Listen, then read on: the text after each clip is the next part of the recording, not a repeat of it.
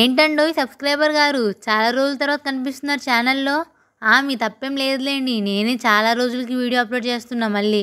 అంటే కొంచెం బిజీ అయిపోయాలేండి ఈ మధ్య. సర్లేండి కానీ హ్యాపీ ఇండిపెండెన్స్ డే. ఇంతకీ ఏం ప్లాన్ చేసుకున్నారేంటి ఈ రోజుకి? నేను చెప్పనా, మేబీ పొద్దున్నే లేచి రెడీ అయిపోయి స్కూల్కో కాలేజ్కో వెళ్ళి అక్కడ జనగణమన పాడేసి ఫ్లాగ్ హోస్టింగ్ చేసేసి లడ్డువో చాక్లెటో ఇస్తే తీసుకొని మళ్ళీ ఇంకోటి అడిగి వాళ్ళు ఇవ్వకపోతే అలిగి తిరిగి ఇంటికి వచ్చేస్తారు. వచ్చేసిన తర్వాత మన ఎవర్ గ్రీన్ ఖడ్గం మూవీ చూస్తారు, అంతేనా? కాదండి, ఇప్పుడు ట్రెండ్ మారింది, ఇప్పుడు భారతీయుడు 2 మూవీ చూస్తామంటారా? సర్లేండి చూడండి ఏదో ఒకటి. అంటే అప్పట్లో నా ఇండిపెండెన్స్ డే ప్లాన్స్ ఇలానే ఉండేవండి, అందుకే అలా చెప్తున్నా. కానీ ఇప్పుడు హాస్టల్కి వచ్చిన తర్వాత నా ఊరు తీరు అన్నీ మారినాయి. మరి ఇక్కడ ఇండిపెండెన్స్ డే ఎలా జరుగుతుందో చెప్పనా? అయితే వినేయండి. పొద్దున్నే 8:30కి ఫ్లాగ్ హాస్టింగ్, దాని తర్వాత మా కాలేజ్ ఎన్సీసీ క్యాడెట్స్ ఎవరైతే ఉన్నారో వాళ్ళందరూ మార్చింగ్ చేస్తారు. దాని తర్వాత ఈవెంట్ అనేది స్టార్ట్ అవుద్ది అనమాట. సో అందులో స్కిట్స్, సాంగ్స్, డాన్సులు అలా కొంచెం సేపు ఎంటర్టైన్మెంట్ అయితే ఉండుద్ది అనమాట. మొత్తం ఎంటర్టైన్మెంట్ అయినా అంటే కాదండి బాబు, ఇన్ఫోటైన్మెంట్ కూడా ఉండుద్ది. అంటే entertainment along with gaining information అనమాట. ఇప్పుడు వ్లాగ్ లోకి వచ్చేస్తే పొద్దున్నే నేను ఫ్లాగ్ హాస్టింగ్ వెళ్ళాను అనమాట. వాళ్ళైతే చిన్న ఫ్లాగ్ అయితే ఇచ్చారు, అది నేను నా యూనిఫామ్ కి అయితే పెట్టేసుకున్నా. సో దీని తర్వాత కొన్ని ఈవెంట్స్ జరిగినాయి, మా డైరెక్టర్ సార్ వచ్చారు అండ్ ఆల్సో మా డైరెక్టర్ సార్ కొంతసేపు తర్వాత వెళ్ళిపోయారు కూడా. ఇక ఫ్లాగ్ హోస్టింగ్ వచ్చినందుకు అందరికి 5 స్టార్ చాక్లెట్లు అయితే ఇచ్చి పంపించేశారనమాట. సో అలా వెళ్తూ ఉండగా ఫోన్ లో ఒక నోటిఫికేషన్ వచ్చిందనమాట. అదేంటో తెలుసా, మా కాలేజ్ లో ఉన్న ఒక స్టూడెంట్ ఆర్గనైజేషన్ ఈ క్రష్ ఒక ఈవెంట్ అయితే కండక్ట్ చేస్తుంది on the eve of independence day. ఇక ఫ్లాగ్ హోస్టింగ్ అయిపోయిన తర్వాత డైరెక్ట్ ఈ క్రష్ ఈవెంట్ కి వెళ్ళిపోయాను అనమాట నేను. సో అక్కడ ఈవెంట్ ఎలా జరిగిందో చూపిస్తాను చూడండి. సో ఈ క్రష్ కండక్ట్ చేస్తున్న ఈ ఈవెంట్ పేరు వచ్చేసి ఎక్స్టేసీ ఆఫ్ ఇండిపెండెన్స్ అనమాట. సో ఇందులో టోటల్గా 3 రౌండ్స్ ఉంటాయి. ఫస్ట్ రౌండ్ వచ్చేసి క్విజ్ అనమాట. సో ఇచ్చిన క్వశ్చన్స్కి ఆన్సర్స్ ఇవ్వాలి. And second round also type of quiz అనమాట. డిస్ప్లే చేసిన పిక్చర్స్ని లైక్ గెస్ ద పిక్చర్ అన్నట్టు ఉంటాయి కదా, సో ఆ టైప్ ఆఫ్ రౌండ్ అనమాట. సో సెకండ్ రౌండ్ క్వాలిఫై అయిన వాళ్ళకి థర్డ్ రౌండ్ వచ్చేసి ఫ్లాగ్ హంటింగ్ అనమాట, just like A treasure hunt. And ఈ ఈవెంట్ ఆర్గనైజర్స్ వచ్చేసి పరిణీత అండ్ సోహెల్ అనమాట. సో ఈ ఫస్ట్ రౌండ్ నేమ్ వచ్చేసి క్విజింగ్ బ్రదర్స్ అనమాట. సో రూల్స్ అయితే డిస్ప్లే చేస్తున్నారు. సో ఇక్కడ కనిపిస్తున్న క్వశ్చన్కి మీకు ఆన్సర్ తెలుసా? తెలిస్తే కామెంట్ సెక్షన్లో కామెంట్ చేయండి. దీని ఆన్సర్ BTS ఆర్మీస్ కి బాగా తెలుసుద్ది. అదే ప్రశ్న. స్క్రీన్ మీద ఏ క్వశ్చన్ చూపించినా సరే ఈ అమ్మాయి మాత్రం ఇందాక నుంచి ఏదో పారాగ్రాఫ్ రాస్తుంది ఒక MCQకి. అలా ఫస్ట్ రౌండ్ సాఫీగా సాగుతూ ఉంటే ఈ ఈవెంట్ ఆర్గనైజర్ సోహెల్, అదేనండి వైస్ ప్రెసిడెంట్ ఆఫ్ ఈ క్రష్, వచ్చి కొంచెం ఎంటర్టైన్మెంట్ అయితే క్రియేట్ చేశారనమాట. చాలా బాగా అనిపించింది. అందరూ ఏదో బోరింగ్ గా కూర్చున్నారు, కానీ ఆయన రాగానే మొత్తం అందరూ ఫుల్ ఎక్సైట్ అయిపోయారు. ఇక ఫస్ట్ రౌండ్ అయిపోయిన తర్వాత మార్క్స్ టాలీ చేసేంత వరకు చిన్న గ్యాప్లో కూడా ఫుల్ ఇంటరాక్షన్ సెషన్ అయితే పెట్టారనమాట. సో గేమ్స్ ఆడిపించారు, పాటలు పాడిపించారు, ఎవరైనా మాట్లాడాలనుకుంటే వాళ్ళతో మాట్లాడించారు. ఈ క్రష్ అంటే మొత్తం అంతా ఇంగ్లీష్లోనే ఉండాలి కాబట్టి మన వాళ్ళు కూడా ఇంగ్లీష్లోనే పాటలు పాడారు, వినండి మీరు కూడా.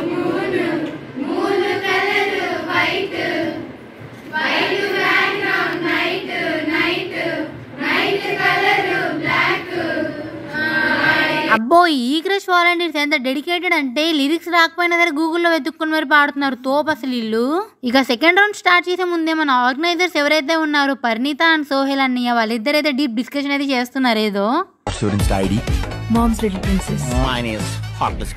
ఇక విన్నర్స్ ని సెకండ్ రౌండ్ కి క్వాలిఫై చేసేసి రన్నర్స్ ని వాళ్ళు గెలుచుకున్న హృదయాలు వాళ్ళకి ఇచ్చేసి మెల్లగా పంపించేశారనమాట. ఏంటబ్బా బెల్లం చుట్టూ ఈగలు చేరుకున్నారు అని పక్కకు చూస్తే అక్కడ మొత్తానికి మన వైస్ ప్రెసిడెంట్ ని అందరు చుట్టుముట్టేశారనమాట.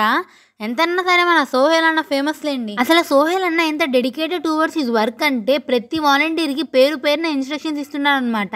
అంటే మళ్ళీ ఈవెంట్లో ఎక్కడ తప్పు జరగకూడదు, ఏం పేరు రాకూడదు అని చెప్పేసి. ఇక సెకండ్ రౌండ్ స్టార్ట్ అయిన తర్వాత vice president and the organiser himself వచ్చి ఇన్స్ట్రక్షన్స్ చెప్పారనమాట, అంటే rules and regulations for the second round. ఇక సెకండ్ రౌండ్ నేమ్ వచ్చేసి పిక్చర్ పర్ఫెక్ట్ అనమాట. సో డిస్ప్లే అవుతున్న పిక్చర్స్ ని మనం గెస్ చేయాలి, like freedom fighter names and movements చూపిస్తారు కొన్ని, వాటి నేమ్స్ అయితే గెస్ చేయాలన్నమాట. ఇక్కడ ఉన్న అన్ని క్వాలిఫైర్ టీమ్స్లో ఒక టీం అయితే ఫుల్ ఎక్సైటెడ్గా కనిపించింది అనమాట మాకు. చూడండి మీరు వీళ్ళని.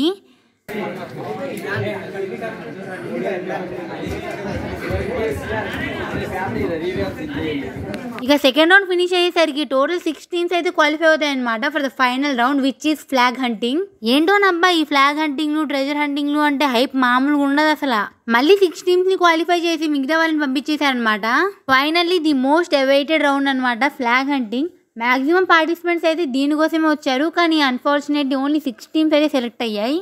సో ఇక్కడ కనిపిస్తున్న వారు event organisers and volunteers and also vice presidents of Ecresh అనమాట. సో వీళ్ళైతే హింట్స్ అన్ని ఎక్కడెక్కడ పెట్టారు ఫ్లాగ్స్ క్యాంపస్ మొత్తంలో అని చెప్పేసి చూస్తున్నారు. So the actual fun game begins now. అంత బాగుంటుందండి? బాగుంటుంది సార్, బ్రహ్మాండంగా ఉంటుందండి.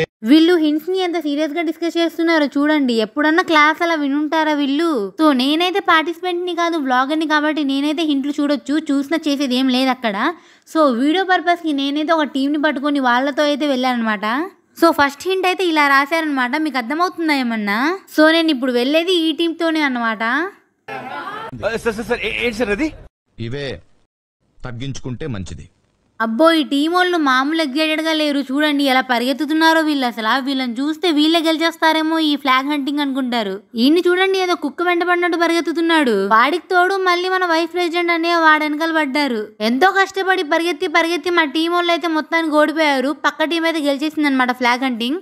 వీళ్ళు ఇక్కడ చేసిన రన్నింగ్ ఏదో ఒలింపిక్స్ లో చేసి ఉంటే మన ఇండియాకి గోల్డ్ మెడల్ తెచ్చేసేవాళ్ళు.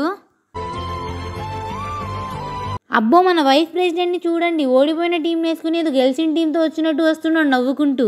ఏం చేస్తాంలేండి, ఆర్సీబీ ఫ్యాన్ ఏమో, గెలుపు ఓటంలు అన్ని సహజమే. మొత్తానికి ఎక్స్టేసీ ఆఫ్ ఇండిపెండెన్స్ అనే ఈవెంట్ అయితే ఇలా ముగిసిందనమాట ఫ్లాగ్ హంటింగ్ తో.